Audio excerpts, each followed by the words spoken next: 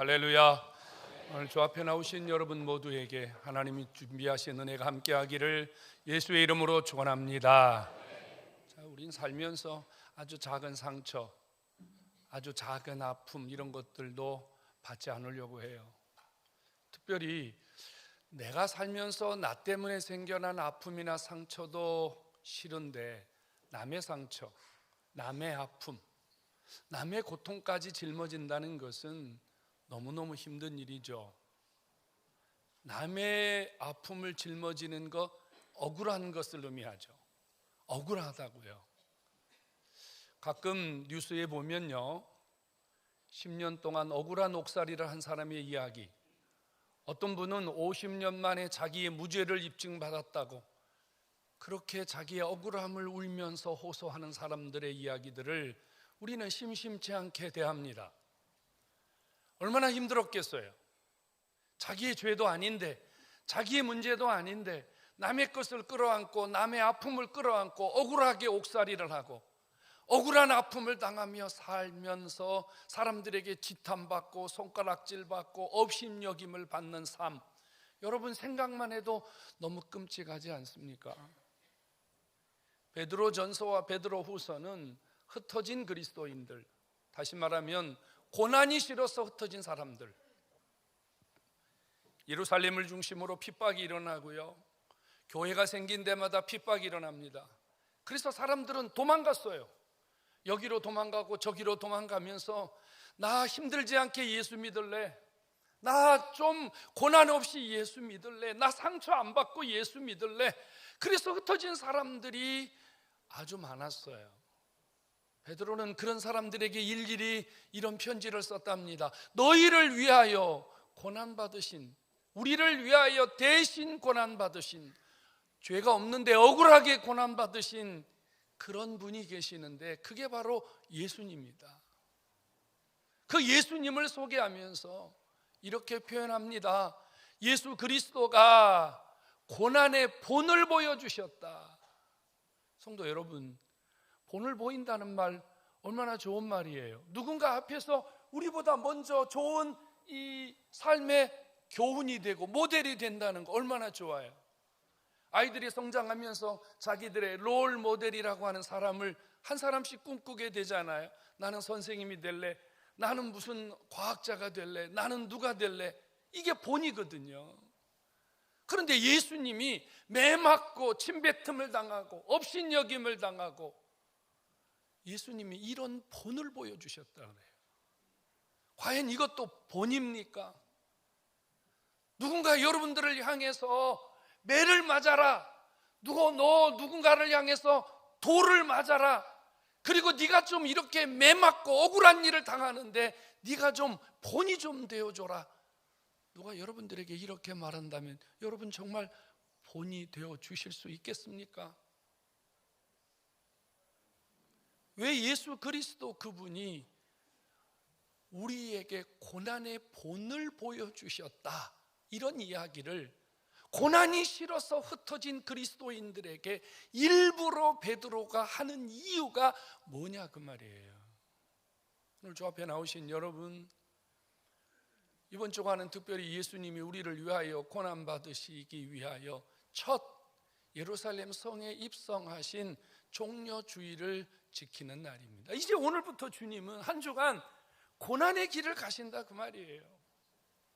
오늘 이 종려주일 예배를 드리면서 저와 여러분들이 예수님을 생각하고 예수님의 고난을 생각하는데 특별히 베드로가 우리에게 주신 이 말씀을 우리가 받으려고 하거든요. 예수님이 고난의 본을 보여주셨다. 그러면 어쩌라는 얘기입니까? 예수님이 고난의 본을 보여주셨기 때문에 우리도 예수님처럼 매맞고 우리도 예수님처럼 억울한 일을 당하고 우리도 예수님처럼 남에게 비난을 받는 삶에 익숙해지라는 말일까요? 맞아요, 여러분. 주님이 우리에게 본을 보여주셨다는 이 말의 의미는 매우 중요한 의미를 담고 있어요. 예수님이 본을 보여주셨다 하는 이 본이라는 말은 무슨 말이냐면 필사본이라는 뜻이에요. 아이들이 학교에 처음 들어가면요, 이 깍두기 공책을 주는데 그 깍두기 공책 위에 점점점점점점으로 글씨가 써 있어요. 아세요? 대한민국, 우리나라 이런 글씨가 써 있다고요. 보이는 글씨가 아니고요, 점점점점 희미하게 써 있다고요. 그러면 아이들이 그 공책을 받아들고 연필을 가지고 어떻게 해요? 그대로 그리는 거예요. 그대로 그리는 거예요. 이걸 뭐라고 해요? 필사본이라고 그래요. 예수님이 우리를 위하여 고난을 받으셨는데 고난의 본이 되어 주셨대요. 그 말은 예수 믿는 성도들, 주님을 따라가려고 하는 그리스도인들은 예수님이 고난 받으신 그 고난의 자취를 필사본처럼 그대로 예수님의 고난을 쫓아가며 우리도 고난에 동참해야 되는 것이 그리스도인의 삶이라는 사실을 깨닫기를 축원합니다. 여러분, 우리가 고난 없이 예수 믿기를 원한다고요? 안 된다는 얘기예요.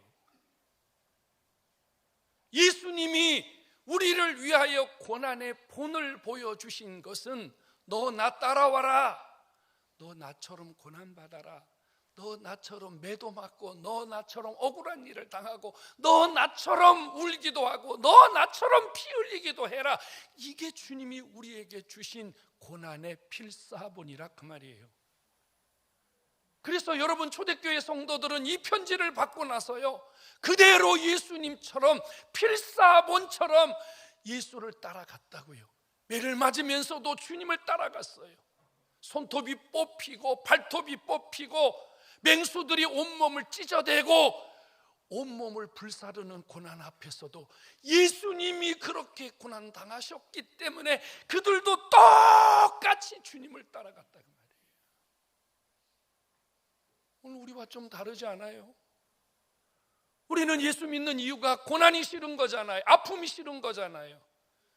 우리가 교회에 나와서 기도하고 하나님 앞에 은혜 받는 이유가 뭐예요? 상처가 우리 속에 있는 아픔과 고난이 사라지기를 원하는 거잖아요. 그런데 주님은 오늘 우리에게 이렇게 말해요. 고난은 그리스도인들에게 필사본처럼 따라와야 되는 필수 과정이라는 거예요. 성도 여러분, 그리스도인의 삶은 고난 없는 삶이 아니라 고난에 동참하고 고난을 통하여 예수를 닮아가는 삶인 줄로 믿으시기를 축원합니다. 여러분, 고난 없이 예수 믿으려고 하는 분들은 오늘 여러분들의 마음과 생각을 다시 바로잡아야 됩니다. 그리스도 예수의 사람들은 고난을 밥 먹듯이 당하는 사람들이에요. 고난을 숨 쉬듯이 당하는 사람이에요. 고난을 하루하루 일과처럼 당하는 사람이에요. 이게 그리스도인의 삶입니다. 주님은 고난 받으셨잖아요. 주님은 고난 받으셨는데 예수님은 죄 때문에 받으시지 않으셨습니다. 그는 죄가 없으셨다고요. 그러니 억울하게 고난받는 거잖아요. 남의 고난을 대신 지는 거잖아요. 그러니까 한마디쯤은 할 수 있잖아요. 나 죄 없어, 나 억울해, 나 이거 내 죄 때문이 아니야. 그런데 주님은 고난의 길을 가시면서 단 한마디도 변명하거나 구차하게 사람들에게 자기의 모습을 변명하지 않으셨습니다. 예수님이 고난 받으실 때 사람들은 그분에게 욕을 퍼부어댔어요. 온갖 비난을 퍼부어댔어요. 여러분, 누군가 나에게 욕을 해보세요. 누군가 나를 모욕을 줘보세요. 누군가 내 인격을 건드려 보세요. 누군가 내 자존심을 건드려 보세요. 여러분, 지렁이도 밟으면 꿈틀한다고 하지 않아요? 우리 속에는 분명히 올라온다고요. 분노가 올라오고 화가 올라온단 말입니다.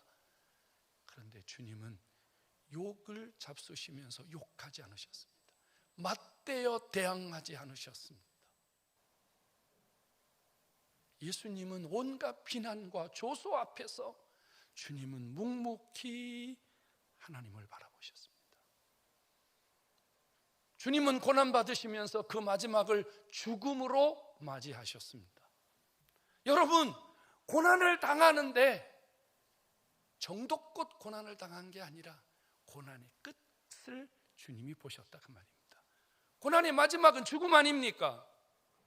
정도껏 고난을 받고 대충 고난 받다가 주님이 그냥 그렇게 회복되신 게 아니고요, 주님은 고난의 마지막 사망에 이르기까지 완전 고난을 당신의 온 몸으로 다 치르셨다 그 말이에요.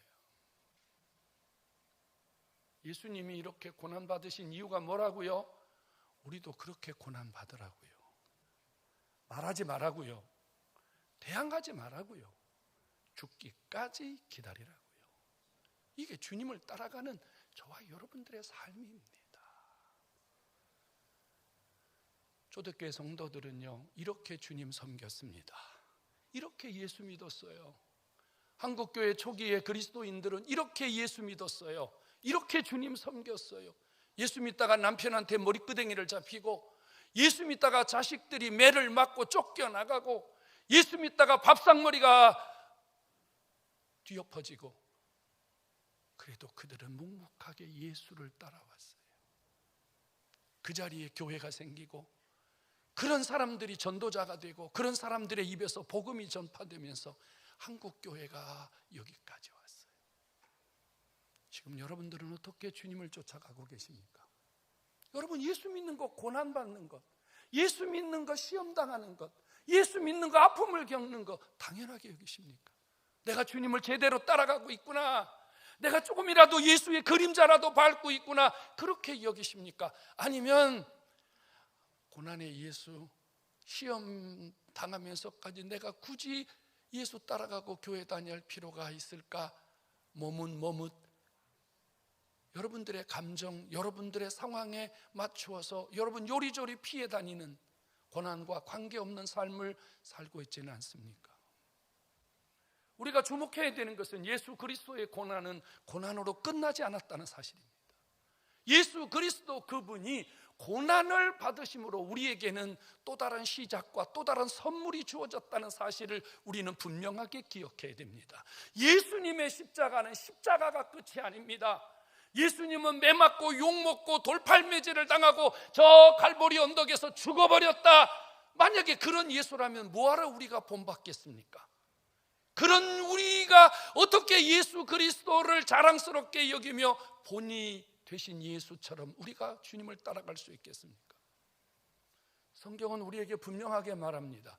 예수 그리스도 그분이 우리의 모든 죄를 짊어지고 우리가 당해야 할 온갖 수모와 멸시를 다 당하셨기 때문에 우리가 예수로 말미암아 의롭게 되는 선물을 받았음을 믿으시기 바랍니다.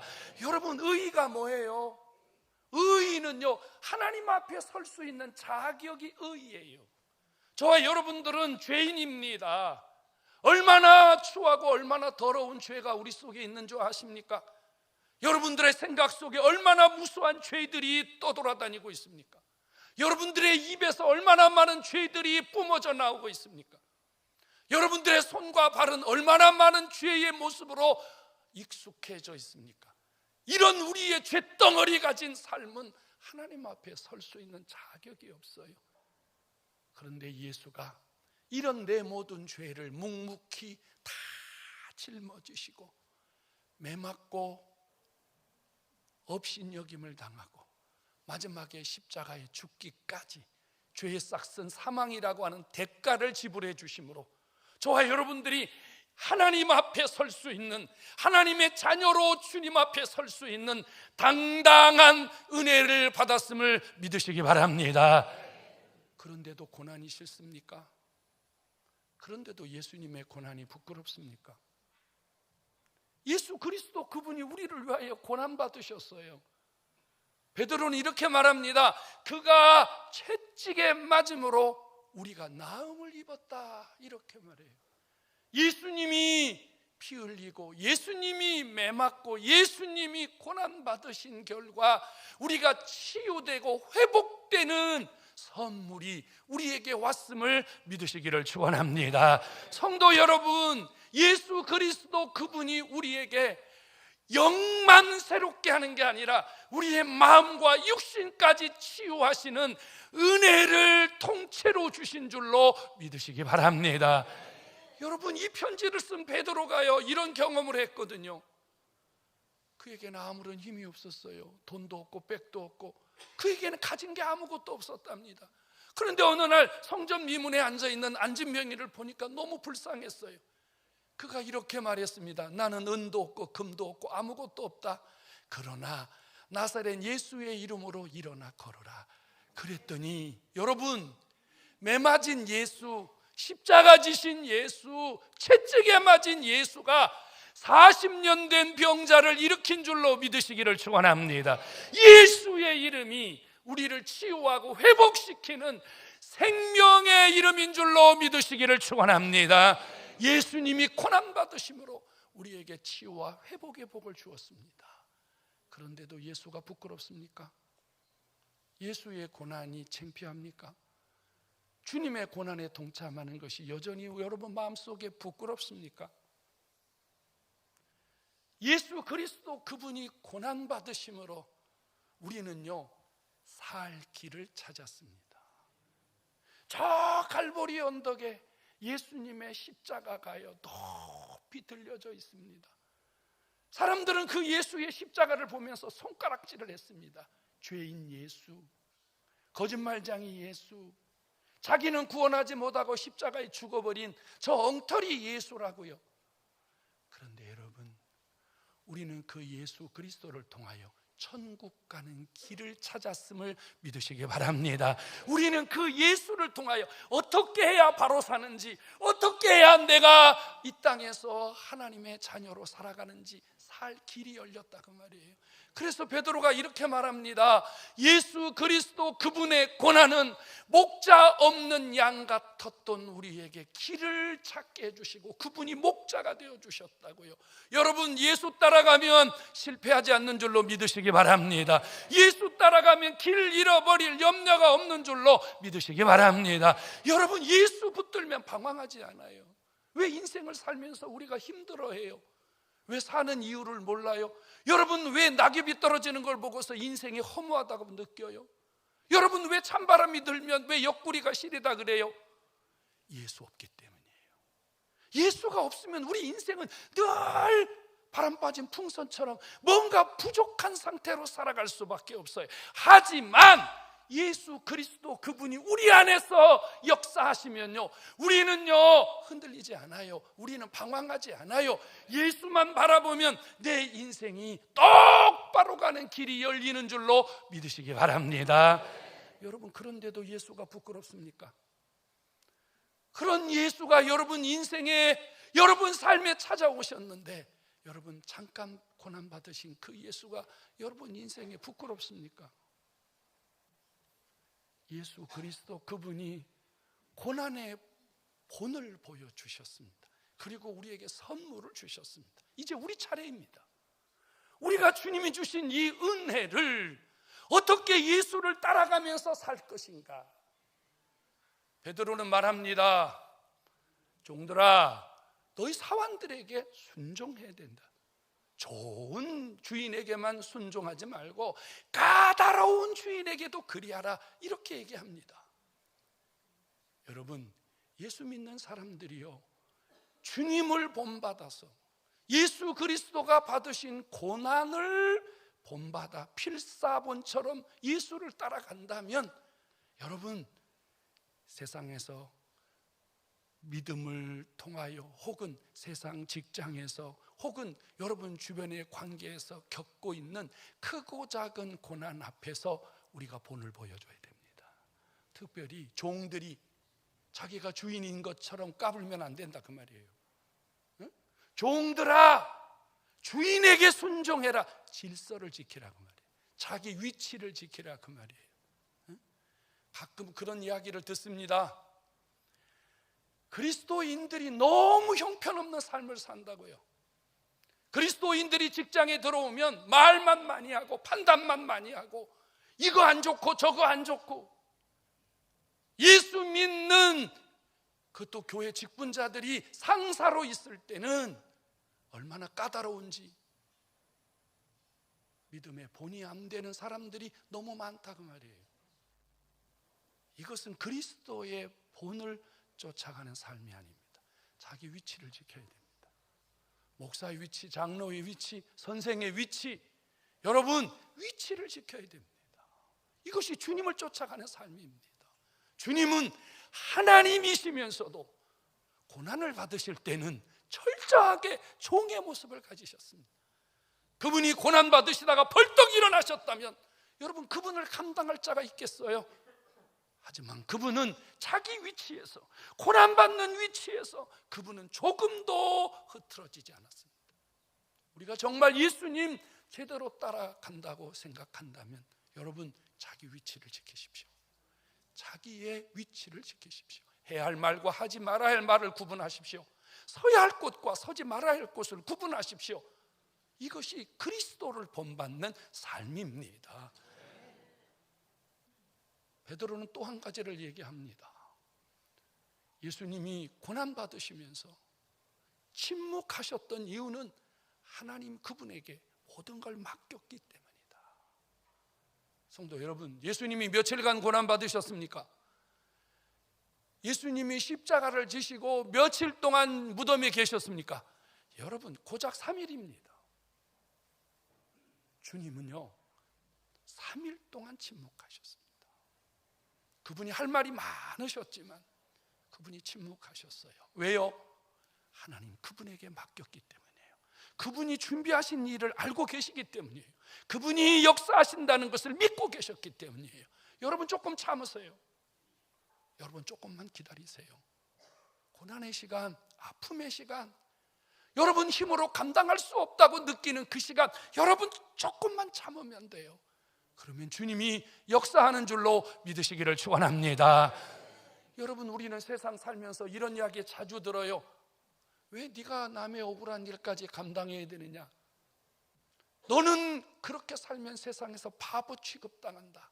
너 사람들에게 또 그런 일을 당하게 한다. 사람들이 너를 바보라고 한다. 사람들이 너를 업신여긴다.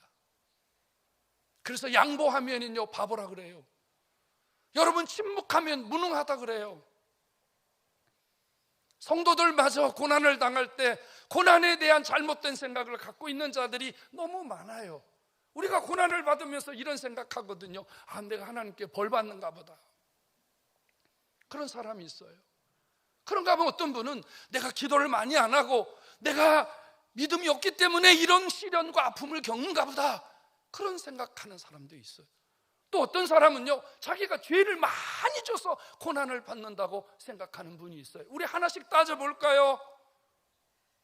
여러분 우리가 만일 죄 짓는 대로 하나님이 우리를 그때마다 야단치고 심판하신다면 견딜 자가 있겠습니까? 여러분 우리가 기도를 얼마나 많이 하고 우리의 믿음이 얼마나 좋습니까? 내 기도의 분량대로 내 믿음대로 하나님이 내게 은혜를 주신다면 지금 우리가 여기 앉아 있을 수 있을까요? 우리의 그 쥐꼬리만한 기도 시간이, 우리의 그 형편없는 믿음이 나를 지탱하고 있다고 착각하고 계십니까?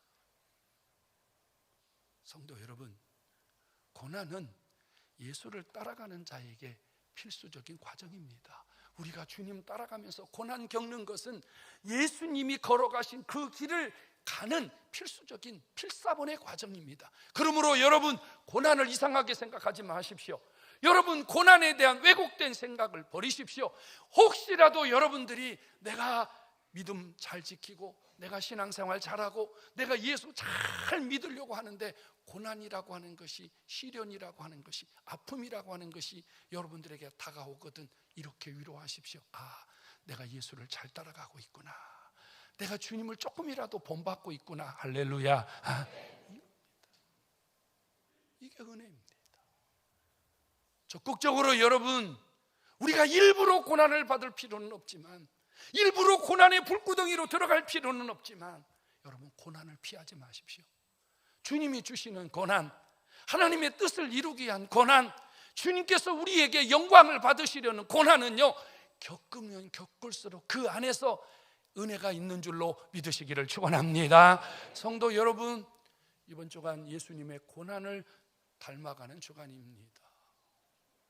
조금이라도 여러분 속에 주님 따라가면서 불편하고 힘든 일이 있거든 여러분 예수님 바라보시기를 주의 이름으로 축원합니다. 주님 바라보십시오. 아무도 바라보지 마세요. 목사도 바라보지 말고, 장로도 바라보지 말고, 여러분 누구도 바라보지 마세요. 목사 바라본다고 신앙에 도움 별로 안 됩니다.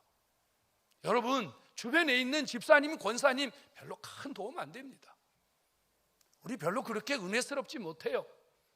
여러분 우리가 고난 겪을 때, 시험 당할 때, 어려움 겪을 때 그저 예수님 바라봐야 주께서 이기는 은혜를 주시는 줄로 믿으시기 바랍니다. 예수만 보세요. 예수만 보세요. 예수만 보면요 감당할 수 있는 힘이 생겨요. 예수만 바라보시면 주님이 능력을 주세요. 주님이요 회복의 은혜를 주세요. 또 한 가지, 여러분 고난의 시간이 다가올 때 여러분들이 해결하려고 노력하지 마세요. 조금만 기다리세요. 조금만 참으세요. 주님이 고난 당하실 때 아버지에게 부탁하신 것처럼, 아버지를 바라보신 것처럼, 여러분 고난의 시간은 하나님이 나에게 좀 쉬라고 하는 시간이구나, 내게 조금 멈춤이라고 하는 시간이구나, 이렇게 생각하시고 여러분 조금만 기다리세요. 그러면 하나님이 일하실 줄로 믿으시기를 축원합니다. 하나님이 일하실 건데 막 돌아다니면서 막 여러분들이 이렇게, 표현이 좀 안 좋습니다. 미안합니다. 막 설치고 돌아다니면요 주님이 일할 시간이 없으세요. 조금 기다리세요. 조금만 기다리세요. 그러면 아버지가 하신다고요. 여러분 인생을 돌아보세요. 여러분 살아온 길을 돌아보세요. 여러분 얼마나 우리가 힘든 시간이 많았어요. 얼마나 위기의 시간이 많았냔 말이에요. 그런데 지금 와보면 하나님이 그때마다 은혜 주시고 도와주셨음을 우리는 인정할 수밖에 없지 않습니까? 성도 여러분 조금만 참으시면 주께서 역사하실 줄로 믿으시기를 축원합니다. 이번 한 주간 예수님 고난을 따라갑시다. 필사본처럼 주님 쫓아갑시다. 그러기 위해서 이번 한 주간 특별 새벽 기도합니다.